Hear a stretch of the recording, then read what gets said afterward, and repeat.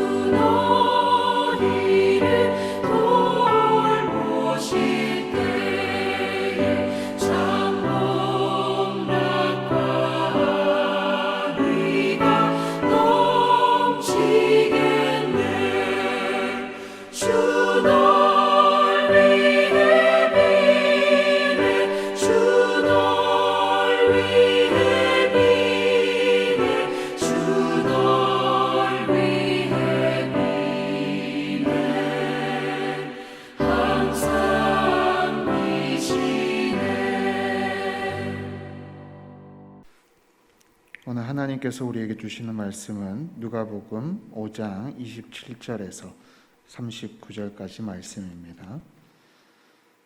누가복음 5장 27절에서 39절까지 말씀을 제가 읽습니다. 그 후에 예수께서 나가사 레위라 하는 세리가 세관에 앉아 있는 것을 보시고 나를 따르라 하시니 그가 모든 것을 버리고 일어나 따르니라. 레위가 예수를 위하여 자기 집에서 큰 잔치를 하니 세리와 다른 사람이 많이 함께 앉아 있는지라. 바리새인과 그들의 서기관들이 그 제자들을 비방하여 이르되 너희가 어찌하여 세리와 죄인과 함께 먹고 마시느냐. 예수께서 대답하여 이르시되 건강한 자에게는 의사가 쓸데없고 병든 자에게라야 쓸데있나니 내가 의인을 부르러 온 것이 아니요 죄인을 불러 회개시키러 왔노라. 그들이 예수께 말하되 요한의 제자는 자주 금식하며 기도하고 바리새인의 제자들도 또한 그리하되 당신의 제자들은 먹고 마시나이다. 예수께서 그들에게 이르시되 혼인집 손님들이 신랑과 함께 있을 때에 너희가 그 손님으로 금식하게 할 수 있느냐. 그러나 그날에 이르러 그들이 신랑을 빼앗기리니 그날에는 금식할 것이니라. 또 비유하여 이르시되 새 옷에서 한 조각을 찢어 낡은 옷에 붙이는 자가 없나니 만일 그렇게 하면 새 옷을 찢을 뿐이요 또 새 옷에서 찢은 조각이 낡은 것에 어울리지 아니하니라. 새 포도주를 낡은 가죽 부대에 넣는 자가 없나니 만일 그렇게 하면 새 포도주가 부대를 터뜨려 포도주가 쏟아지고 부대도 못 쓰게 되리라. 새 포도주는 새 부대에 넣어야 할 것이니라. 묵은 포도주를 마시고 새 것을 원하는 자가 없나니 이는 묵은 것이 좋다 함이니라. 아멘. 오늘 본문은 세리 레위를 부르시는 예수님에 관한 장면입니다. 예수님은 가버나움 쪽을 선교기지로 삼으시고 레위가 있었던 그 세관을 많이 지나다니셨을 것입니다. 그러던 어느 날 여느 때와 다름없이 세관 앞을 지나시다가 레위를 보시고는 레위에게 말씀하십니다. 뭐라고 말씀하시죠? 나를 따르라. 세리인 레위는 나를 따르라는 예수님의 한마디에 28절을 보면 모든 것을 버리고 일어나 따랐다고 전하고 있습니다. 정말 대단하죠. 레위는 세리라는 직업을 가지고 있었습니다. 세리는 같은 민족에게 세금을 뺏어서 이득을 취하는 사람이었습니다. 그래서 당시의 사람들에게 매국노 또는 죄인이라고 불리던 아주 천한 직업 중에 하나였습니다. 그런 세리가 그렇게 사람들에게 욕을 얻어먹고 업신여김을 당하면서도 그 자리를 끝까지 사수했던 것, 레위가 그 자리를 끝까지 사수했던 것은 단 한 가지 이유였습니다. 바로 돈입니다. 경제적인 안락함이 보장되었기 때문입니다. 그런데 너무 신기한 것은 나를 따르라고 말씀하시는 예수님의 그 한마디에 레위가 여태껏 욕을 얻어먹으면서까지 버리지 못하고 내려놓지 못했던 그 재물을 내려놓게 되었다라는 것입니다. 저는 이 말씀을 읽으면서 레위가 참 대단하게 느껴졌습니다. 왜냐하면 누군가가 저한테 너의 가장 사랑하는 것을 다 내려놓고 예수님을 따라가라 라고 얘기를 하면 저도 선뜻 그렇게 하겠습니다 라고 이야기하기가 쉽지 않기 때문입니다. 그런데 레위는 이 모든 것들을 다 버려놓고 예수님을 따라갔던 것입니다. 그래서 레위가 참 멋져 보였습니다. 그런데 계속 묵상을 하다 보니 문득 이런 생각이 들었습니다. 레위가 대단한 게 아니라 우리 예수님이 모든 것을 다 버리고 따라갈 만한 분이지 않는가. 예수님은 우리의 모든 것들을 다 내어드리고 또 내어드릴 수 있을 정도로 놀랍고 귀한 분이다라는 것입니다. 어느샌가 적당히 내 것을 찾으며 적당히 신앙생활을 하며 살아가는 우리들의 모습이 있지는 않은지 돌아보게 됩니다. 적당한 만족감과 적당한 헌신이 아니라 우리가 기억해야 할 것은 예수님은 우리의 모든 것을 다 버리고 따라가기에 조금도 아깝지 않을 뿐이라는 것입니다. 올인을 해도 아깝지 않을 분이 바로 우리 예수님이다라는 것입니다. 레위는 그것을 본 것입니다. 그 예수님의 놀라우신 그 위대하심을 레위는 두 눈으로 본 것입니다. 그리고 예수님을 따라가기로 결정합니다.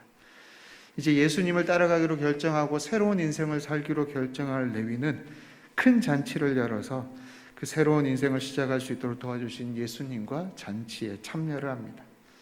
하지만 당시에 기득권이었던 바리새인들과 서기관들이 그 모습을 보고 예수님이 죄인인 세리들과 함께 식사하시는 모습을 보고 어찌하여 당신은 죄인들과 함께 식사를 하냐고 이야기를 합니다. 그럴 때 예수님의 대답이 무엇입니까? 예수님이 이 땅에 오신 목적은 스스로 의롭다라고 얘기하는, 건강하다라고 얘기하는 사람들이 아니라 스스로 죄인이다라고 얘기하고 스스로 나는 부족함이 많습니다라고 이야기하는 죄인들을 위해서 온 것이다라고 예수님의 목적에 대해서 이야기를 하십니다. 그러니 바리새인들과 서기관들은, 세례 요한의 제자들은, 또 바리새인의 제자들은 금식을 자주 하는데 왜 예수님의 제자들은 금식을 자주 하지 않느냐라고 또 딴지를 겁니다. 원래 율법 속에서 공식적으로 정해져 있는 금식 날은 유대력 7월 10일인 대속죄일에 모든 사람들이 금식을 하면 됩니다. 하지만 그 율법이 조금씩 바뀌어져 가면서 종교 지도자들은 자신의 경건함을 드러내 보이기 위해서 또 대속죄일뿐만이 아니라 다른 많은 날들을 정하여서 금식을 하게 되었습니다. 많은 사람들 앞에 알리면서 자신이 금식을 행하는데 예수님은 이러한 허례의식이 중요한 것이 아니라 진정한 금식은 내 마음 가운데 고통이 있고 내 마음 가운데 힘든 문제가 있을 때, 즉 예수님과 떨어져야만 하는 그 때가 오게 되면 제자들이 금식을 하게 될 것이다. 즉 우리의 삶 가운데 고통과 슬픔을 이겨내고자 할 때, 그런 어려운 상황이 주어졌을 때 자연스럽게 하나님 앞에서 하는 것이 바로 진정한 금식이다라고 전하고 계셨던 것입니다. 이제 서기관들과 바리새인들처럼 예전에 사로잡혀 있었던 그 율법, 옛날 것은 버리고 예수님이 전하시는 새 포도주를 새 부대여에 넣어야 할 것입니다. 내 것만을 고집하는 것이 아니라, 내 것을 꽉 붙잡고 놓지 않는 것이 아니라, 내 것을 다 내려놓고도 따라갈 만한 분, 모든 것을 다 던져놓고도 충분히 따라갈 만한 그분, 예수님의 것으로 예수님의 마음을 가슴에 품고 살아가는 우리가 되기를 소망합니다. 오늘도 주님 앞에 함께 나아가십시다. 기도하겠습니다. 살아계신 아버지 하나님, 적당한 헌신과 적당한 종교 생활로 만족함을 누리며 살아가는 우리 인생이 아니라 모든 것을 다 버리고 따라가도 부족함이 없을 만큼 우리 예수님이 놀라운 분이라는 것을 기억하며 모든 것, 내가 가진 모든 것 주님 앞에 내어드릴 수 있는 그 심정으로 우리가 주님을 따라갈 수 있도록 인도하여 주시옵소서. 예수님의 이름으로 기도하옵나이다. 아멘.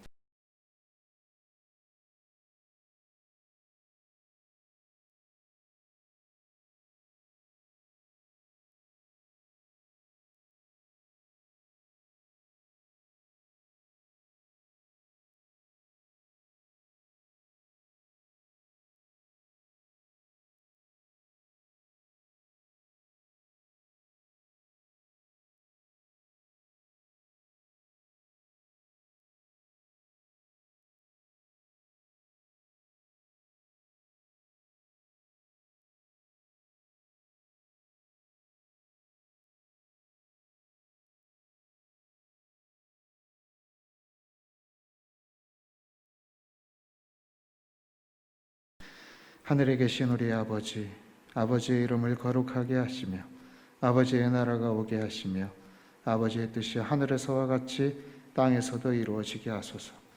오늘 우리에게 일용할 양식을 주시고 우리가 우리에게 잘못한 사람을 용서하여 준 것 같이 우리 죄를 용서하여 주시고 우리를 시험에 빠지지 않게 하시고 악에서 구하소서.